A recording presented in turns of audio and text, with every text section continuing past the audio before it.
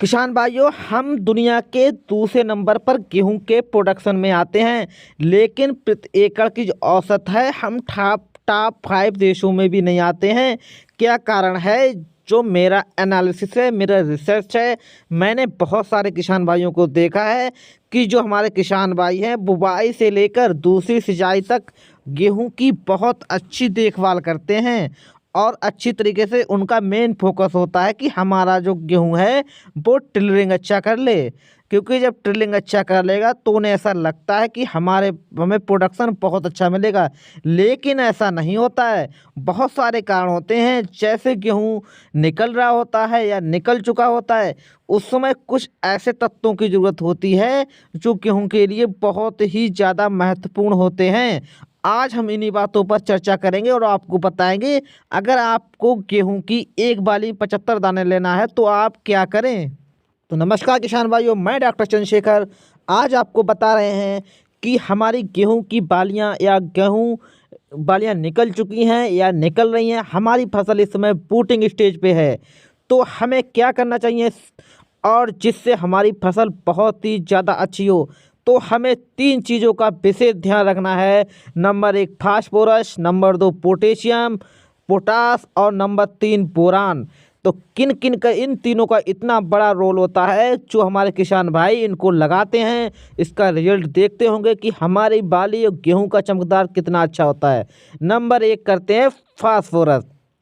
किसान भाइयों, जब हमारी गेहूं की बाली निकल रही होती है और तो इस समय हमें सबसे ज़्यादा महत्वपूर्ण होता है कि गेहूं में जब दाना बनेगा तो हमारे तने को मजबूत होना बहुत ज़रूर पड़ेगा, क्योंकि इसको लड़ना पड़ता है हवाओं से। जब दाना मोटा होगा, बाली मोटी होगी, तो उसके लिए हमारा तना मजबूत होना बहुत ही ज़रूरी है। नहीं तो ये हमारा गेहूं गिर जाता है। तो फास्फोरस इस समय बहुत ही ज़रूरी होता है। अब नंबर 2 की बात करेंगे किसान भाइयों कि पोटास। अगर हमने पोटास नहीं दी है तो हमें इस समय देना बहुत ज़रूरी होता है, क्योंकि पोटास हमारे दानों की मात्रा को बढ़ाता है, क्वालिटी को बढ़ाता है। तीसरी बात करेंगे जो हमारे गेहूं में बहुत महत्वपूर्ण होता है, जब हमारा गेहूं निकल चुका होता है तो उस समय ज़रूरत पड़ती है बोरान की। तो बोरान बहुत महत्वपूर्ण है, जब गेहूं निकलेगा, जब वो परागण करेगा, उसमें नर और फीमेल को मिलाता है, जो हमारे पौधे के लिए बहुत ही ज़रूरी होता है। तो इन तीनों को आप कैसे मिलाना है किसान भाइयों, इसमें हम अगर डीएपी देंगे तो डीएपी बहुत अच्छी नहीं होती है, क्योंकि डीएपी जहाँ पे हमने डाल दी, पौधा उसे भोजन नहीं ले पाता है, क्योंकि वो वहाँ तक जड़ों को जाना पड़ता है, डीएपी खुद चल के नहीं आती है।